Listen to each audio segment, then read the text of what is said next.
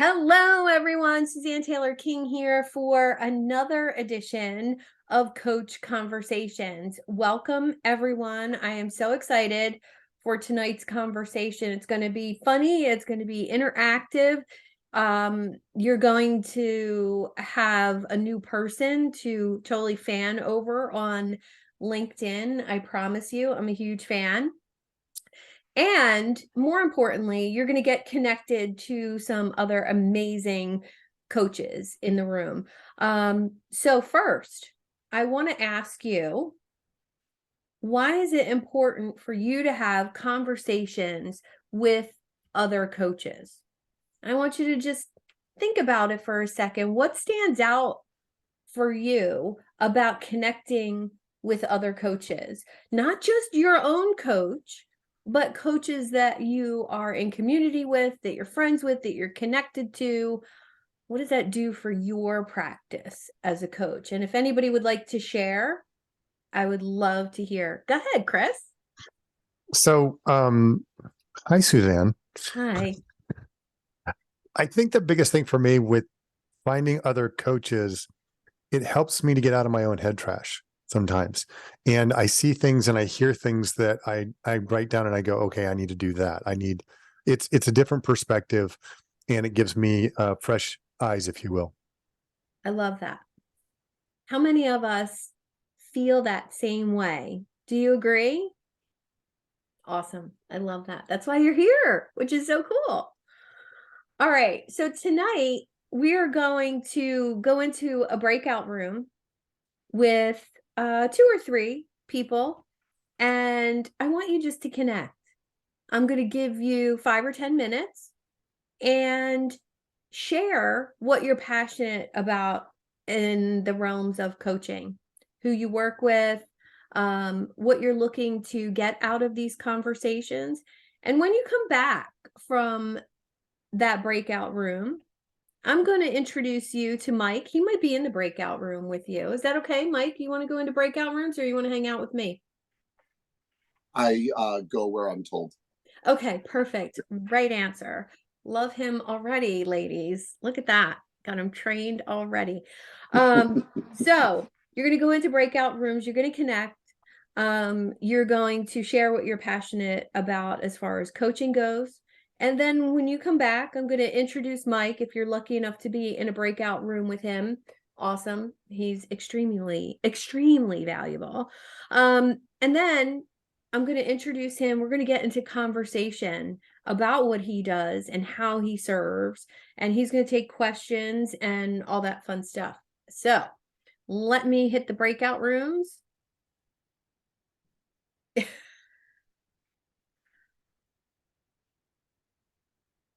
And is going to be some sort of special hell, isn't it, Sajara? do you want me to make sure that you guys are together or what? No, by all means, you don't have to go out of your way.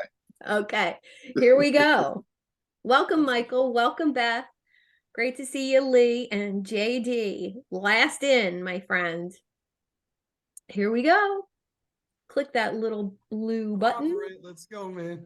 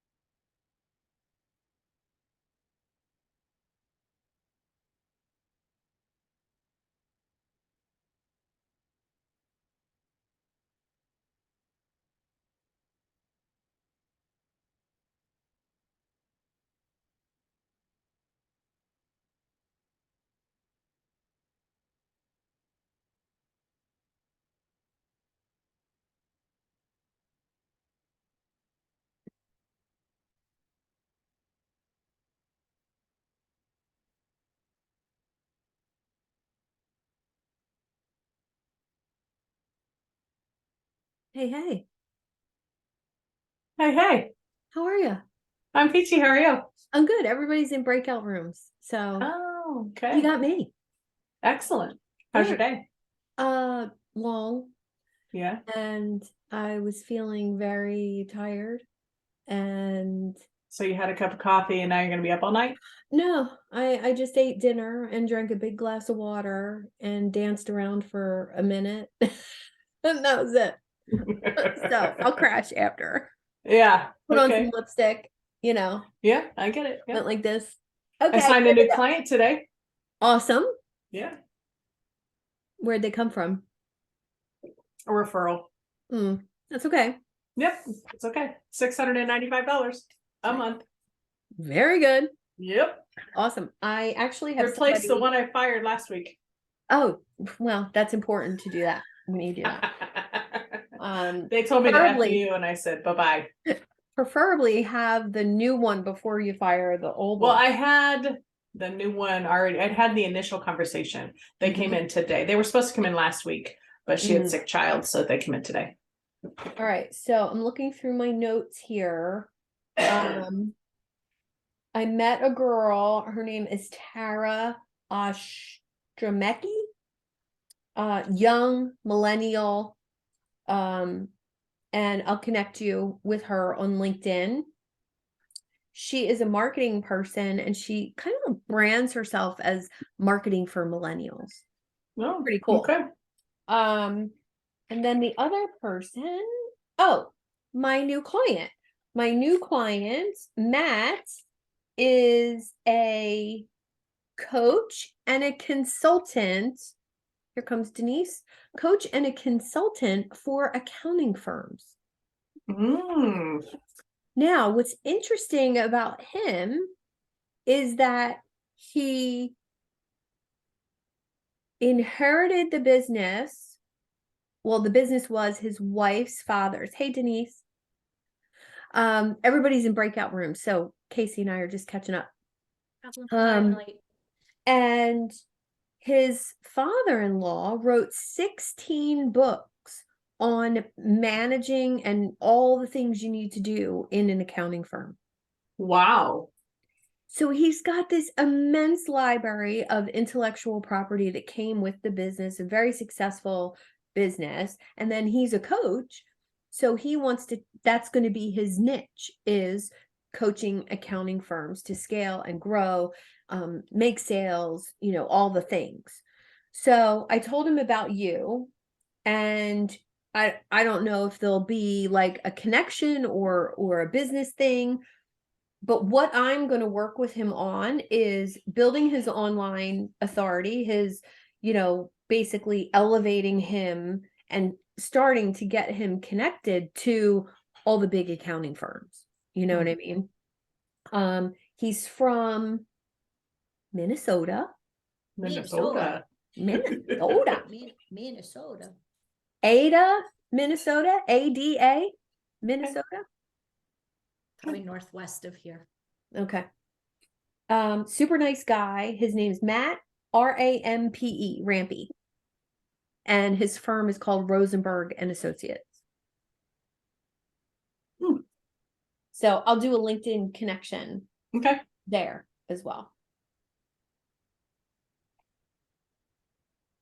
What's new with you, Denise? How was your day?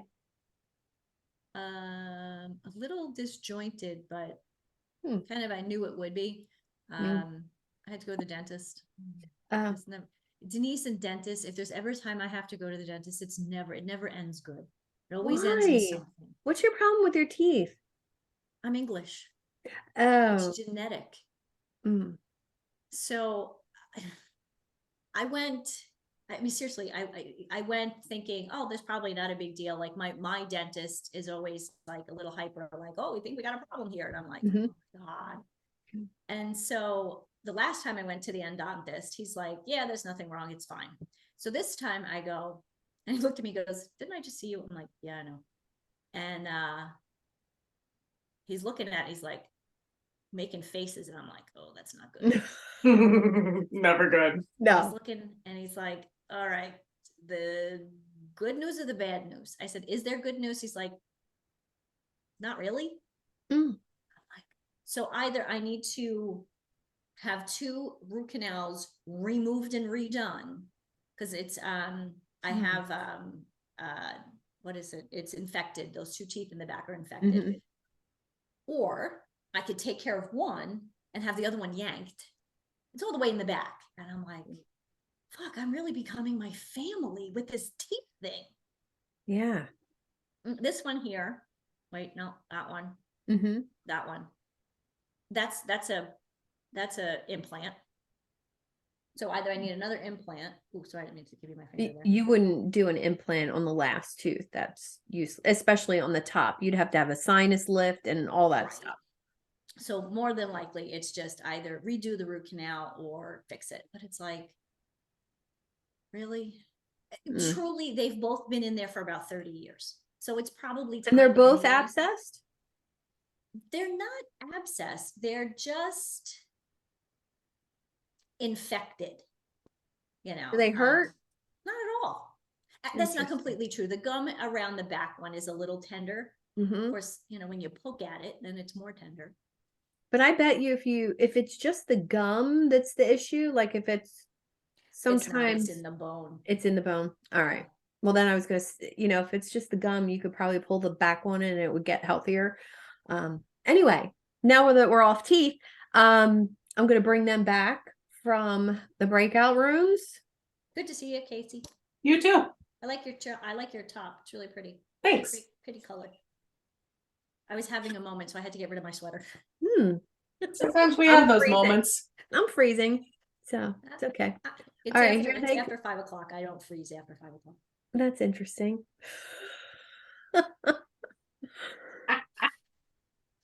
You'll see me in a minute.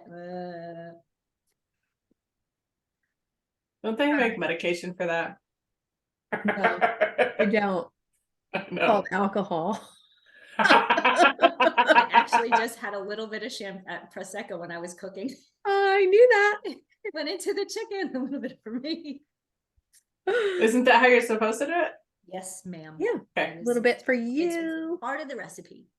It's Yeah. an emerald recipe, so bam.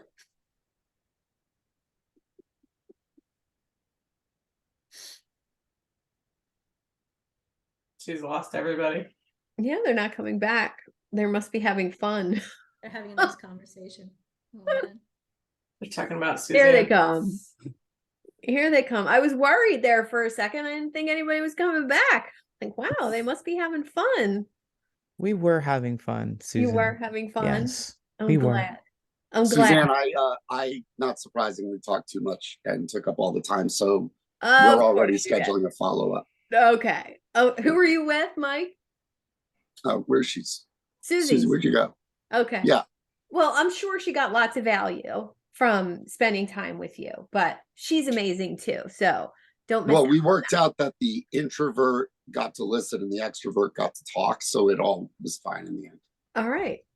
All right. Anybody want to share any takeaways from breakout room? The coach that you connected with. Who was with Sajad? Were you like a deer in the headlights? Were you like, oh my God, who is this guy? I was with Sajad. It wasn't my first rodeo with Oh, okay. Sajad, or Sajadio as they're known. Yeah, I mean, look, until you've experienced the essential Sajad, I mean, know. it's just breakout rooms as usual. So. Exactly. Well, I'm happy to have him here. So I laughed, I cried, it became a part of me. I laughed, I cried, he became a part of me. I laughed, I cried, then cried again. I love it. Well, thank you, everyone. I appreciate it. Those are two of my 5 favorite bald white men I've ever met in my life. I seem to attract bald white men. Have you noticed? Like, look at the room. What's You're that very I story? prefer to think of myself as aerodynamic in my Aerodynamic. engineering. I'm with JD. No wind shearing effect here. I can just move through the atmosphere. Until you get a little bit older and you start growing hair out of your ears and the end of your nose. But that's a I whole think it's other you, topic. Suzanne. You're bald approachable. That won't happen. I'm bald friendly. I know. Bald I friendly. love There it. you go. I love it. My name is JD and I get excellent gas mileage. There you go.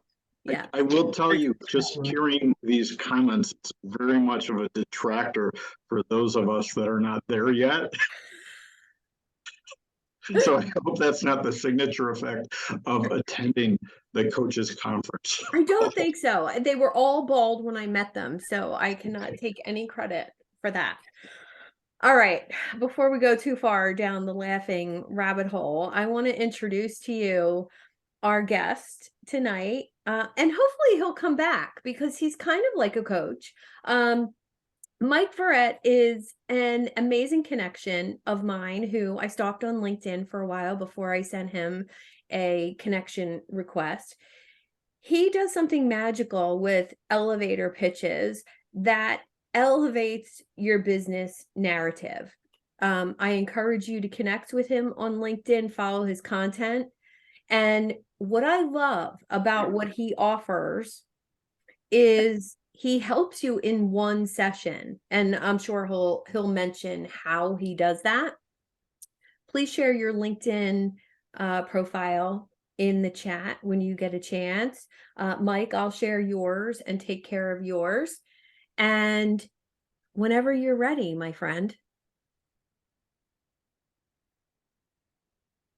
You have to unmute yourself first. It's been a long day, so I'm a little All right. slow on the uptake. Forgive me. That's okay. How's everybody doing? It's good to see a lot of familiar faces. And Suzanne, my first question is, how do you want this to go?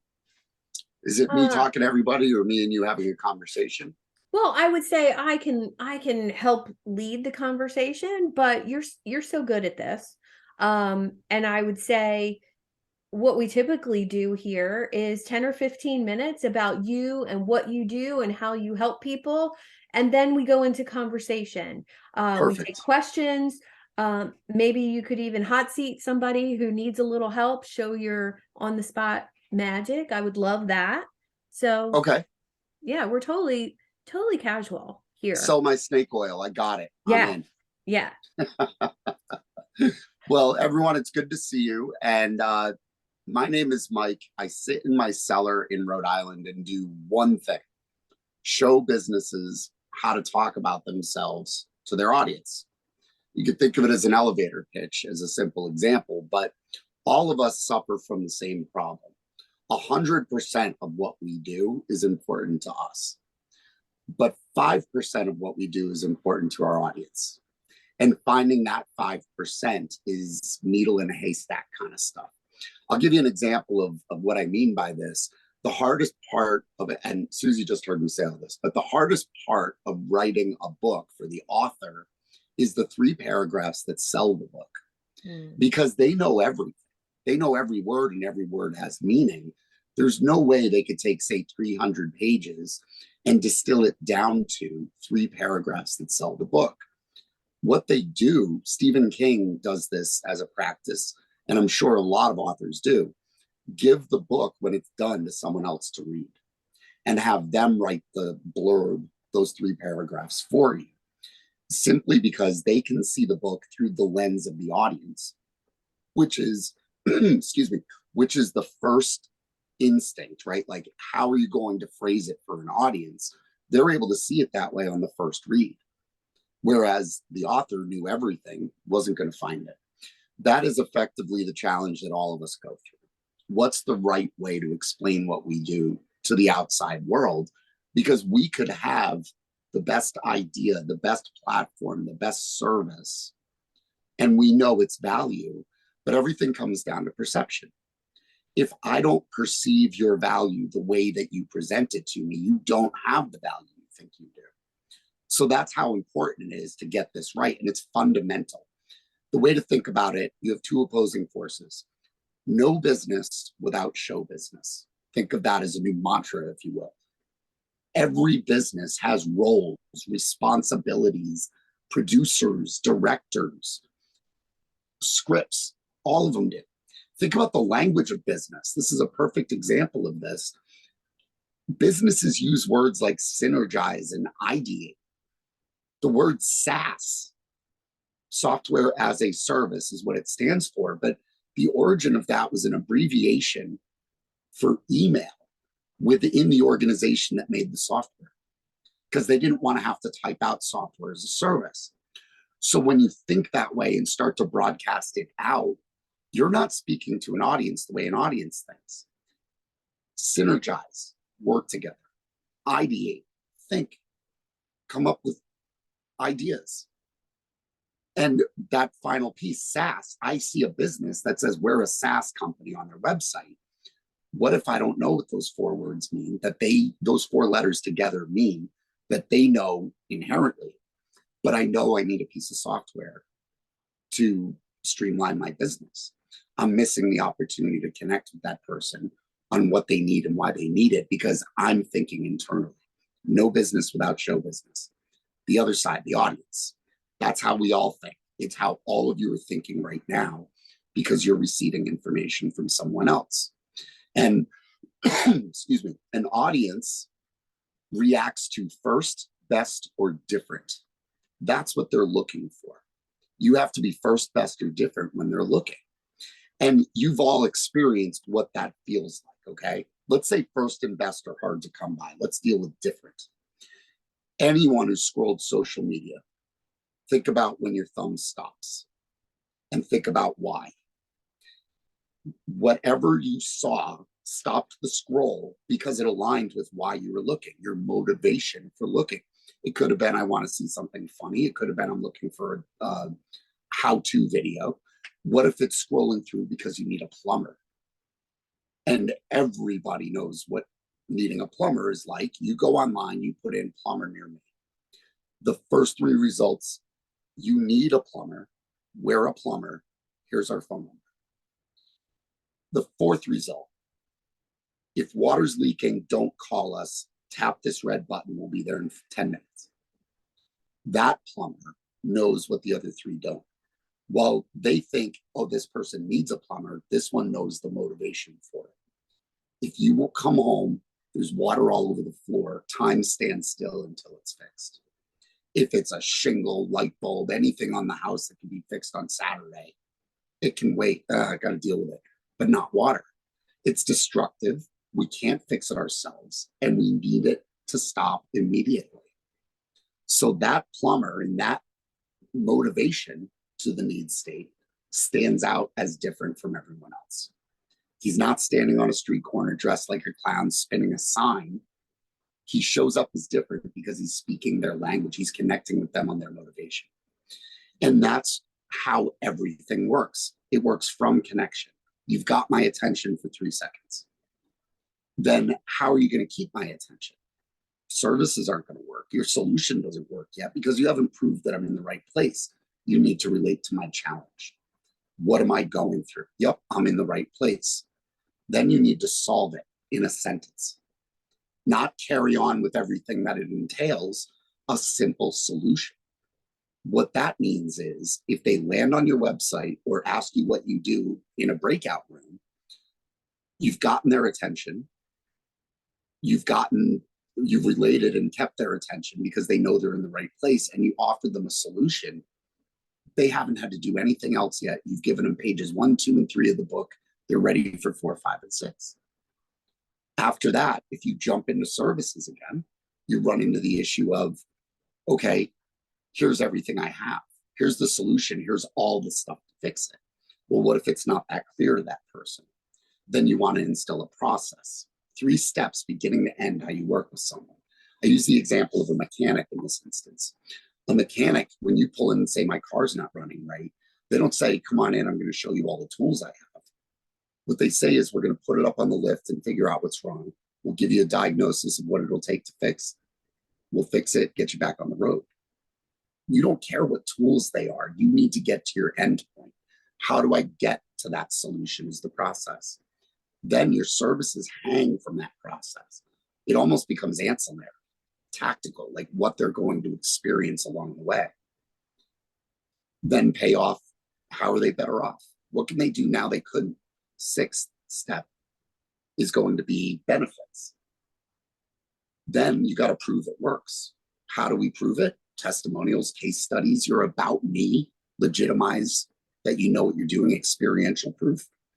That's validation. That's the seventh step. And finally, that call to action. What do you want me to do next? That creates the architecture of your message. What it's based on, if you invert that order, connect, relate, solve, process, services, benefits, prove it, call to action, is based on how people would ask questions to elicit information. It has nothing to do with how you see the world as a business and everything to do with how they need to understand the information. So what do? The answer gets me to say, oh, interesting, tell me more. Then you relate to who you help. Great, how do you help them? That's a great solution. How does it work? Process. What do they get? What happens to them in that process? Services. How are they better off coming out of it? What can they do now? Benefits. Have you done this before? Do you have people I could talk to or case studies to prove it works? Validation. You know what? Let's set up another meeting. I'd like to learn more about this. That's what you want your homepage to do, your LinkedIn profile to do, and certainly your networking and elevator pitch to do. And that's what I do. That's what I focus on. I've turned it into a simple exercise based on a workbook I created, and it's the elevator pitch construction guide. And each floor is answered the right way to form that one message. Then that message can be adapted for where it needs to go. But if you think about it, what we're trying to do is drive people to our full story. Advertising, email campaigns, newsletters, all of that is designed to get them to our website, on a phone call with us, on our LinkedIn, get a presentation for 30 minutes, a new business presentation. All of those instances I just mentioned are the same foundational story. It's no different than visit us in store, see everything else we have, right? So getting that right is imperative. And that's what I focus on. The way that I do it is based on listening for the 5% that matters, because I don't have to explain someone else's business.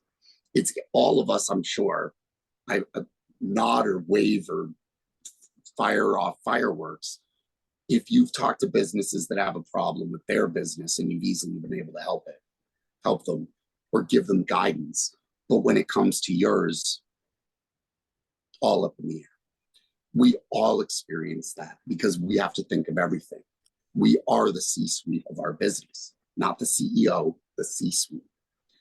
Operations, sales, marketing, technology, all of that falls under our purview. And we have to drive all that forward. So what we have is we wrote the book and we've created a 24/7 to-do list as that C-suite. What the effect it has on us is instead of being able to build one strong dam with our message, our narrative, we end up building one quickly and patching holes in it later. I got to fix this. I need a new website. My email campaign isn't converting. Those are signs of an upstream problem. So by addressing the right answer for your audience to the question, what do? You solve a lot of downstream issues and make life easier. If you're clear and they're clear, much easier to get business done. So that's what I do. And I thoroughly enjoy it. I have ridiculous stories I can tell you from my career. I named a dinosaur and I got Optimus Prime drunk. Those are two good ones. But we could talk about that some other time. What I would like to do is show you a bit of how connection works and how you understand an audience, not through the lens of product or service or research or market research, whatever you're doing, but by applying logic and human nature and common sense and thinking about in real terms how we think about things as the audience and step out of that fog from what the business does. So what I want to offer is this. I'm happy to answer any questions, but I would challenge any of you. Let me hear your pitch and let me tell you what I hear and what I see. And I'll explain a little bit about how I see your audience and what a new connection point could be for them. So I will turn it over to the moderator, Suzanne, over here to keep us in line. But if anyone's interested, I'd be happy to hear it. I'd really like to hear it. Well, I love that. I love that offer. And I know Many people in this room, I know your businesses, and I know, where you're patching holes and where your struggles are, where your good points are. And it's so spot on. And I would encourage anybody who wants to be in the hot seat right now. Anybody game to play? Judy's hand went up first. Yay! Girl. Hi, Judy. How are you? I'm great. How are you, Mike? Oh, it's just, a delight to be me. Yeah, I'm sure it is. So hit me. Tell me about what you do. Okay. I help people relieve stress by taking out their head trash. I like it already. Head trash. I think we need to go up one level before head trash, okay? Because I understand what you're talking about, because my head is full of head trash. So I can relate, and I understand the stress that it causes. I understand the friction that it can cause. The solution is taking out the trash, right? Yeah. The connection point is pointing out that they're full of trash. Okay. I don't mean go out and say, hey, you're full of trash. What I mean is you need to get them related to the clutter they're experiencing in their head first. And then the solution is we simply take out the trash together. Okay. That way, what you're relating to initially is I've got all this stuff in my head. I'm losing my mind. The anxiety is driving me crazy. It affects me at home, affects me at work. I need the relief of that. So figuring out how you want to say that first would be the perfect connection point for it. Okay. And then relating to what they're going through is, your head fills up fast, right? And the fuller it gets, it's stuff that you don't even need, but it causes angst, it causes anxiety.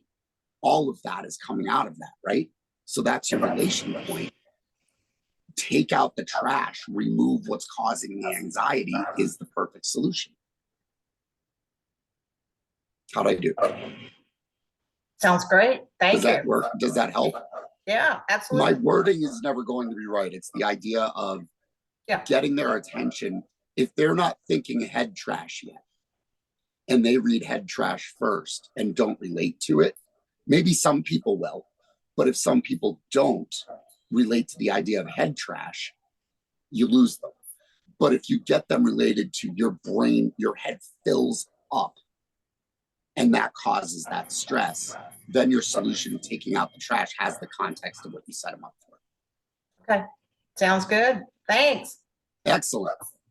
Yeah, I like that. Denise. Can I go? Yeah, and then Casey. Okay, so essentially I help women. Wait. Yes. Hi, how are you? Oh, hi, sorry. That's quite all right. I Where popped are in late. you? I kind of thought everybody did that. Hi, Mike. It's great to meet you.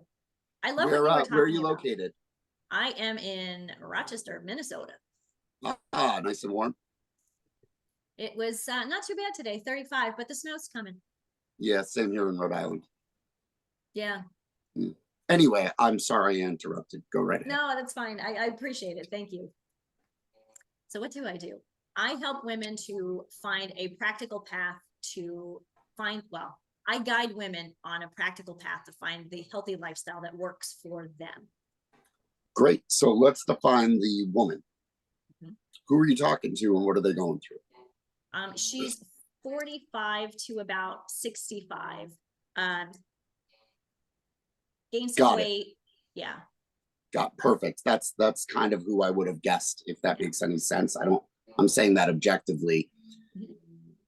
Women and men, but women perceive it one way, men perceive it another. Okay. Men join like biking groups or running groups and stuff like that, or indoor soccer pickup or learn games. how to play the guitar. So if you guys can hear that, I apologize. Oh, no problem. Hey, it's a nice background. I like it. But women have a much different hill to climb when they hit 40 going into, say, 60, 65.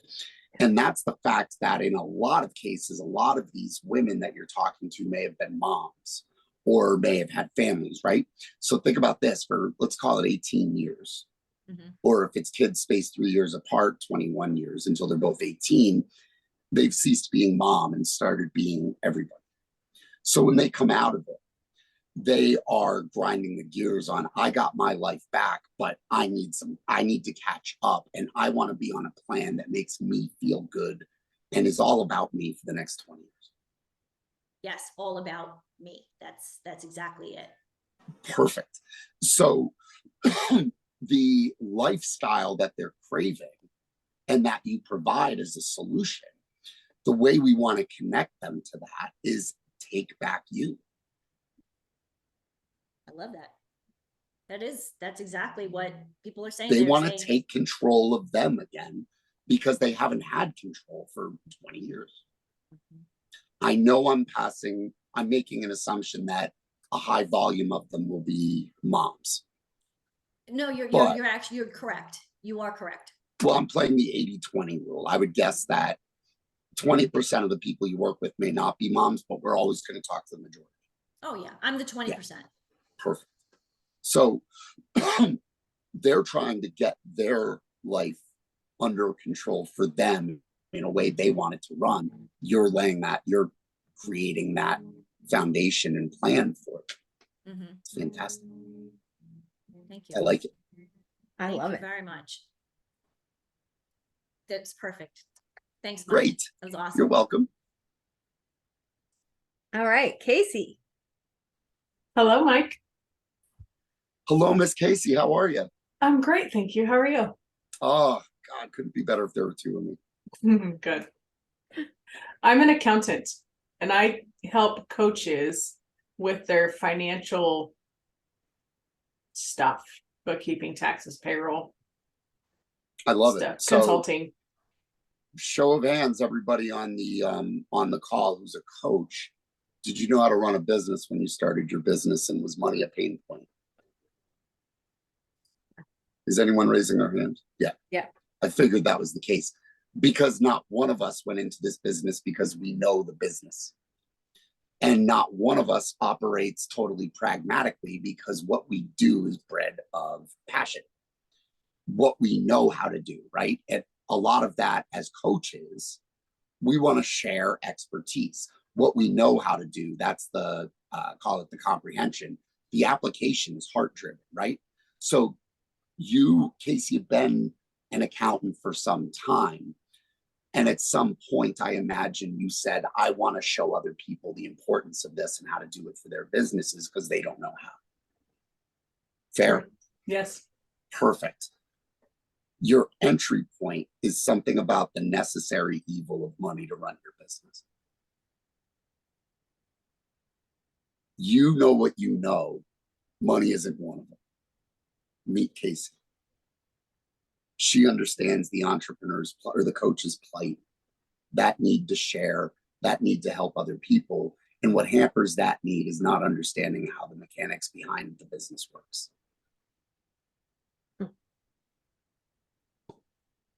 That's how I would do it. Okay, thank you. You're welcome. Yeah, I love that one. That hits home, because we can share all of our knowledge as much as possible with anyone who will listen. But if our finances aren't where we want them to be, if we're not making the money we want, if we're not managing the right way, or we're spending on all those SaaS offers that AppSumo sends your way. Oh, that's me. I'm sorry. We really need to get control of that, because we need money to help more people. Like it's like this cycle. I love that for you, Casey. Really good. Thanks, Mike. Thank you. You're Anybody welcome. else? God forbid I say Lee- I know this. God forbid I admit that I know this from personal experience, the importance of that, Casey. Yes. So. Yeah. Coach Lee. Hi, Mike. Hey, Lee, how are you? Doing pretty well. I started off this evening feeling kind of like low energy, but this conversation has really perked me up. Woo! Oh, well, I won't remember 50% of what I say based on the hour alone. Okay. So tell me about, where are you located? I'm in Chicago. Aha, very nice. Thank you. I'm still in Rhode Island. Well, Tell me about what you do. I'm a friendship coach and I help people Oh, make meaningful friendships. I like this. All right. Give me an example of someone who's in search of meaningful friendships, and maybe point out a couple reasons why they don't have. At the work. At the work. Let me ask Okay. it a different. Let me ask it a No. different way. Let me ask it a Okay. different way. What is the driving reason why people have a hard time making friends in your mind? You could just answer the question. You don't have to. This isn't a pitch thing. They're not intentional about making friendships. That's one reason. And Or what does they're not intentional look like? Give me an example. not intentional means that they stick to a routine and that they don't go to places in which they might make connections with people. Love it. Okay. They're intentional. What's the next thing you were going to say? I was going to say another reason why they may not make friends is because they're afraid that they'll be rejected. Yep. Perfect. So let's take the group that has friends. We're going to set them aside, or, they don't seem to have a problem making friends. So we're going to set them aside. We're just talking about this person, right? Okay. And this person has undoubtedly tried to make friends, but they're looking at it as like a process. They're looking at it as, if I try enough, I'm going to hit one. Makes sense? Think about a stockbroker making phone calls. Their X is determined, like, my X is 102. Out of every 102 cold calls I make, I get one sale. Okay. It's become a process to them, and it's shaking their confidence if they're not approaching it right, because they're not seeing any results. No meaningful connections are made, right? Right. Exactly. So the way you're looking at it is the fact that they are, to an extent, lonely. They crave that level. They crave interaction with someone who isn't family, let's say, like a friendship. Right. What they think of as a friendship. If their starting point is that's what they're looking for, then what you want to be able to communicate is they're going to find friends in the right places. Meaning, looking for friends, maybe you're looking in the wrong place. Okay. You're trying these things, your confidence is already low, and you're trying these things and not making any friends. Every time you don't meet someone and form a connection, a meaningful connection with intent, feels like another gut punch. You take it personally. That's why it shakes your confidence. Got it. So if you can start them at the idea of find friends in the right places, then you're getting them hooked onto this idea that, one, they're too pragmatic about it. They've got like a system approach.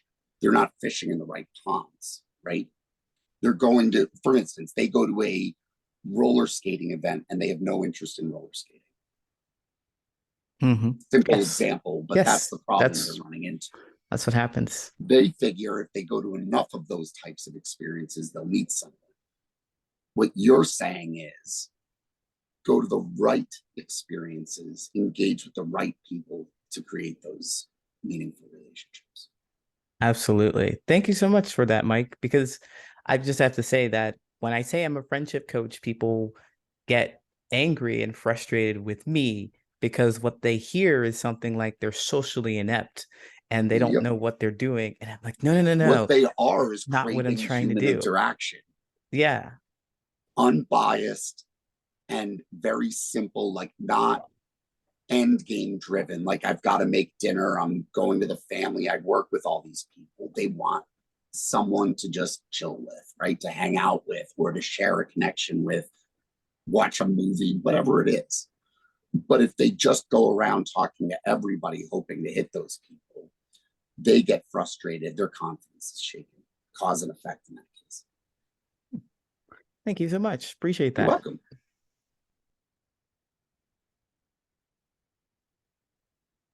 right, I want to open up the floor for comments, questions for Mike, questions for anybody, Denise, Casey, or Lee, who were in the hot seat, or any insights that kind of came from this. Mike posts sometimes on LinkedIn and challenges people to put their pitch in the comments, and then he interacts with them. And I will tell you, one of those posts shifted something with how I say what I do with community. You're all here because you're in my community. And it was really powerful, in just a couple, quick little back and forths, that I help entrepreneurs design a community-driven roadmap for their business. And I had never said that before. And, just from going back and forth with somebody, that's what can come out of, your statement, your power statement. And even if it's your LinkedIn headline or what you say at a networking event, I used to say I'm a life and business coach for entrepreneurs. Now, how many people raised their hand to have a meeting with me when I said that in a networking group? Not many. But when I said I help entrepreneurs design a community-driven roadmap for their business, book a call with me and I'll help you design yours, lots of hands went up. And that's what we want. We want engagement. So thanks, Mike. Thanks, Mike. You changed me. Any comments? I have four As long as thoughts. it was changed for the better, Yes. then that's fine. Yes. Go ahead, John. Lee, I got an idea. These meetups, you can go out there and take what Mike V said, what he taught you, and go to all these meetups, these in-person meetups, and teach them how to make friends. It's a marketing opportunity. Everybody's there to make friends, right? So Absolutely. Hold on, my phone is like talking to itself. Okay, Mike V also wrote my pitch, so thank you. It helped me buy a mountain, a $76,000 twin turbo, and I fly in girls internationally now. And Mike, I'm responsible for all of that. You helped me make a lot of money, bro. I think you should hire Coach Lee, because I don't know why you don't have friends. Thanks, buddy. You're welcome, my friend. Good looking out. You're welcome. And then Mike's a friend of mine, but call him Mike V or he gets really angry. And then okay, Mike V. Mike V. So can I just go Mike V? Yeah, Mike V. That's what he likes to be called. Okay. And then am I allowed to plug, Suzanne? I don't know what you're doing. I thought you were going to have a comment or share your pitch with us or something. No, I'm not gonna pitch. I have a networking event tomorrow called The Most Polarizing Networking on Earth. My partner is Kristen Spencer. She believes it's all about know, like, and trust in relationships. I believe business is all about making money. So if you want to see us yell at each other, it's in the chat section. Mike Verret is a brilliant guy. He's way smarter than he looks. He's very useful. He had the greatest impact on my business. I've been in business for over 30 years. I started catching snakes when I was 9 years old and selling them in the pet store. I'm old. I'm just really good looking. And the hour with Mike had more of an impact on my business than anything I've ever done before. So he's super useful. Just don't judge him based on what he looks like. Yeah, the hair. You're buying the brain. You're buying the brain. So John, I appreciate every word you said, man, and I'm humbled and happy to hear from you. I love it. I love you both. I stalk you both. That's how I got both of you in my life. So, ladies, we both have a crush on you, but I'm the only one that has a shot. Oh, good Lord. Listen, none of you have a shot, but I'm going to let you think you do. Anyway, is it hot in here? Sorry. All right. Now, let's get this conversation rolling. Go ahead, Brenda. You're on mute, sweetie. Sorry about that. I have two questions. I have one question for Mike V, and I have one question for Coach Lee. So for Mike, my question is, if you help us to create this pitch, is it a good idea strategically? It would seem to me, but I just want to confirm this with you, to carry that through to like your tagline on like your LinkedIn and to carry pieces of that everywhere? Yeah. Think about it this way, that connection point and solution in a sentence are the two lines below your picture and name. And then if you go to your About Me section, you outline the challenge, you reiterate the solution, how you solve it, and the benefits, and get in touch to learn more. It mirrors exactly that. And then look at your homepage, it does the same thing. So wherever anybody sees you, whether it's in a group like this on LinkedIn or your homepage, they see the same story. And that's what creates consistency. Think about how many instances you've met people where you meet them in a group setting like this, or, you know, an open networking event, and you hear what they say. Then you go to their website, and their website is like even the first thing it says is different than what they said. And when we're talking face to face, we're programmed to say, my name is, my business is, here's what I do, the services I provide, and I'd like a referral. Like, we're doing it almost purpose driven in that moment, but we're really diluting the effect of what we really do. And by connecting, I mean, an audience is on or off. They're going to listen or they're not. They're not judging. They're not trying to interpret. They're either interested or they're not. Pretty straightforward. If you can get their attention in the first 5 seconds and back it up with a relative statement about how, you know, what that audience is going through, and provide a solution, they're locked in. They're not going to change the channel at that point. So having that clarity everywhere creates that consistency. And the clarity isn't just from your perspective, it's what they need to see. So when that's clear, it echoes everywhere. Now think about your social posts are taking an idea of that story, right? And putting it into a post to learn more about this, visit me online. Boom, full story right there. That's what we're all trying to do. And it's all contingent on content of value. We don't read or listen or watch stuff for ourselves unless it's something that is valuable to us in some way. Could be for a laugh, it could be a how-to, could be anything. But there's got to be something, you know, there's a motivation for us.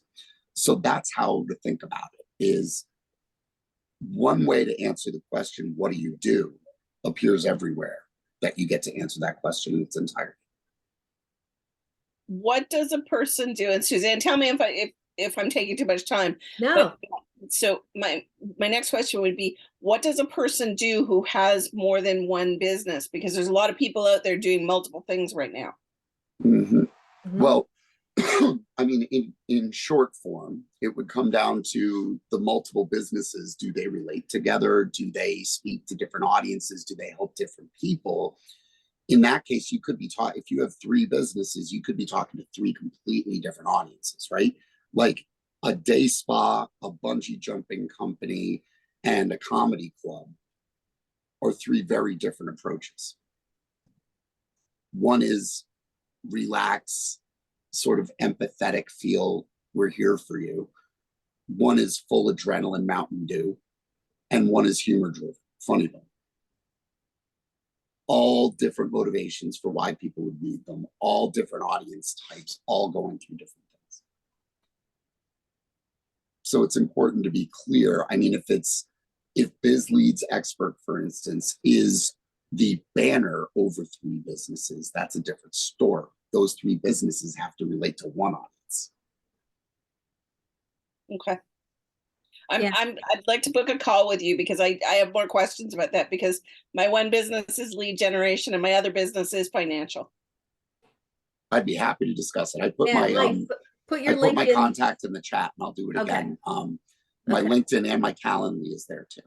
Awesome. Oops. I'm going to share my before Mike and my after Mike LinkedIn headline. And it's a big difference when you are my client or my people reading it. Because now you know exactly what I do. You might not know what a eudaimonologist is, but that's on purpose. So you have to ask me a question about it. But the rest of it, you do. It's clear what I could do for you if you need that. And that's my wish for all of you. Thank you, Mike, for joining us. Let's give Mike a round of applause. Oh, thank you. Golf clap. Suzanne, you know damn well I would never say no to a microphone, but when it's yours, I couldn't wait. Thank you so much for having me. Wow. Gosh, guys, you're going to give me a big head tonight, but thank you. Thank you. I'm so glad I stalked you. I got a couple messages in the chat privately, like, glad you stalked that guy, Sue. And then who's this guy, Sajad? We like him, but we're not, where did he come from? And yeah. So everybody drop your information in the chat, your LinkedIn profile, connect with each other, save the chat. I put a link in to join the Idea Lab community. If you're not already a member, join the community. I'll get you in the coach group. And if you need some help with your community-driven growth plan for your business, let's have a chat. Thanks for joining me here for Coach Conversations. Thank you, thank you, thank you.